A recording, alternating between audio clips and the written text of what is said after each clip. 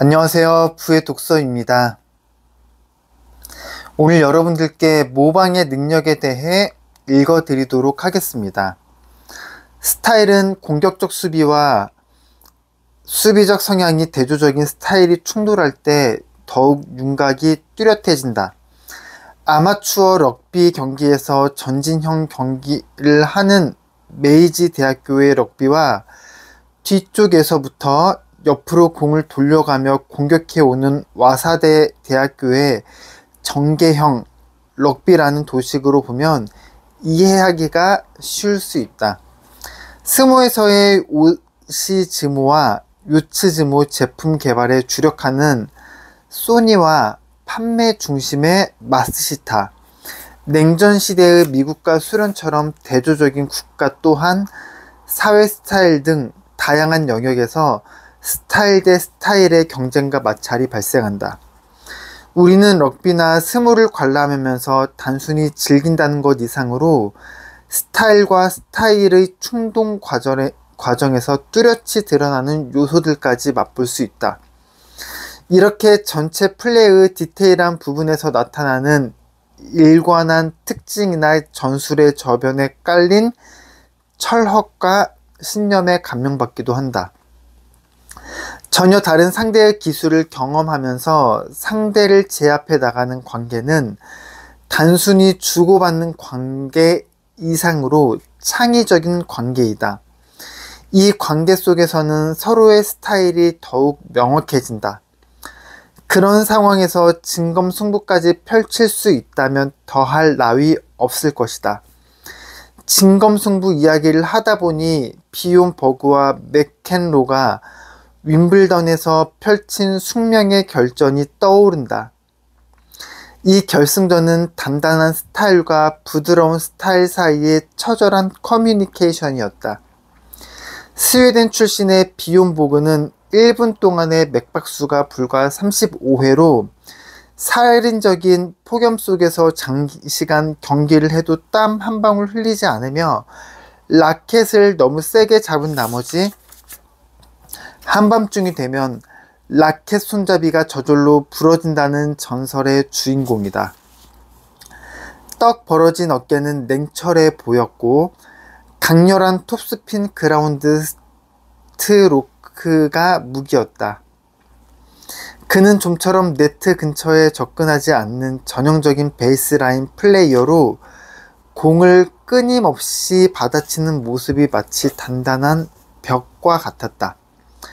상대가 누구든 얼마나 강하든 그 벽은 모든 공을 튕겨냈다.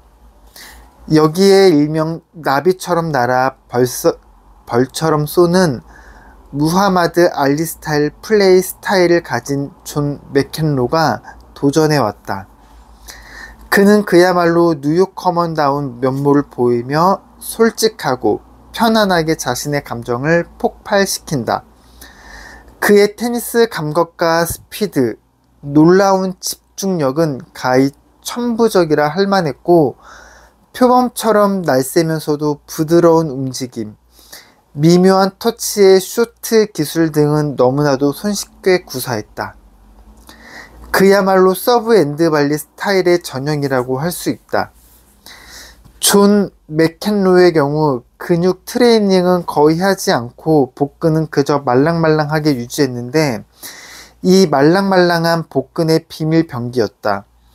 어떤 트레이너는 인류 선수 정도가 되면 누구든 뱀처럼 유연하지만 존 맥켄로 선수의 복근은 그 정도가 아니라 마치 젤리처럼 부드럽고 기능적이었다고 말한다.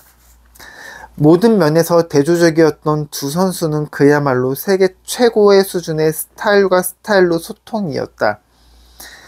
웸블던 대회 5연패라는 대기록을 걸었던 비온 보그와 이듬해 새로운 왕자를 차지한 존 맥켄로의 왕자 교환식, 이는 정반대의 에너지가 성광처럼 번뜩인 한편의 드라마였다. 그 당시 테니스는 모든 대중을 사로잡는 프로 스포츠로서 인기의 정점을 찍었다. 그러나 그 이후로는 지금까지 테니스의 인기가 한풀 꺾인 상황임을 부정할 수 없다. 그렇게 된 배경의 한가운데는 서로 상대를 돋보이게 할 강렬하고 대조적인 스타일의 각축전이 결여되었기 때문이다. 스타일을 선택하는 기준은 근본에는 신체적 특성과 성격이 있다. 민첩하고 공격적인 성격을 가진 존 맥켄로가 방어 중심의 소극적 스타일을 고집하는 것은 왠지 앞뒤가 맞지 않는다. 어떤 스타일이 절대적으로 좋다기보다 무엇이 되었던 수준만 높아지면 얼마든지 훌륭한 스타일로 발견한다는 사실이 흥미롭다.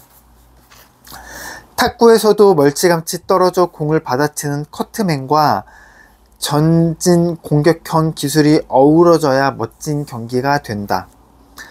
탁구대에서 몇 미터 떨어진 것은 커트맨이 받아친 공이 우아하게 날아가며 만들어내는 궤적은 얼마나 아름다운가. 공은 언뜻 침묵의 시간 속에 날고 있는 듯해도 그 속에는 맹렬한 회전이 걸려있기 때문에 탁구대에 착지하는 순간 엄청난 반등과 커브가 발생한다. 이미 손에서 떠나간 공을 마치 아직도 쥐고 있는 듯 조종하는 선수들의 천부적인 감각은 보는 이에게 쾌감을 준다. 이 역시 같은 커트맨 간의 경기보다는 전진 속공, 스타일과의 대비가 있어야 서로가 훨씬 돋보일 수 있다. 완전히 대조적인 스타일이 서로 충돌하고 어우러지면 함께 창조적인 관계로 발전해 나간다. 이렇듯 각기 다른 스타일 사이의 커뮤니케이션은 비단 스포츠뿐만이 아니라 다양한 장르에서도 같은 관계성을 띈다. 비욘 보그와 존 맥켄로 두 선수도 서로 경쟁 관계에 있지만 관점만 조금만 바꾸면 두 사람이 힘을 모아 수준 높은 스타일 대 스타일의 소통을 시합이라는 형태로 창출해낸 것으로 볼 수 있다. 테니스 세계 전체를 하나의 거대 기업으로 본다면 두 사람의 경쟁 관계야말로 기업의 발전에 어마어마한 영향을 남기는 훌륭한 본보기다. 혼다를 이룩한 창조적 관계. 실제로 하나의 회사가 발전할 때 다른 두 가지 스타일이 파트너 관계를 맺음으로써 서로의 발전을 이끌어주는 예가 많다. 그 중에 유명한 사례를 하나 소개하면 혼다 자동차의 차업자인 혼다 쇼이치로와 그의 경영 파트너인 후지사의 DKO의 관계가 바로 그것이다. 혼다 쇼이치로는 본인 스스로를 기술자라고 칭할 만큼 늘 새로운 기술 개발에 대한 의욕이 강했다. 성격 면에서는 성질이 급하고 행동이 기만한 사람이었다. 늘 도전 정신이 넘쳤으며 결단력과 실행력이 무장되어 있었다. 쉴 새 없이 신제품을 개발하다 보니 실패도 잦았다. 하지만 실패가 있어도 아랑곳하지 않고 다음 신제품 개발에 힘을 쏟았다. 신제품을 출시하면 실제로 자동차 레이스 등에 출전하며 가장 혹독한 상황에서 자신의 기술을 시험해 나갔다. 혼다 자신도 직접 레이스에 참가했다. 단순한 경쟁사의 기술을 벤처마킹하기 위함이 아니라 레이스라는 시험대 위에서 직접 기술을 시험한 것이다. 이렇게 얻어진 경험을 무기로 새로운 연구와 개발을 끊임없이 도전하는 기술의 정신.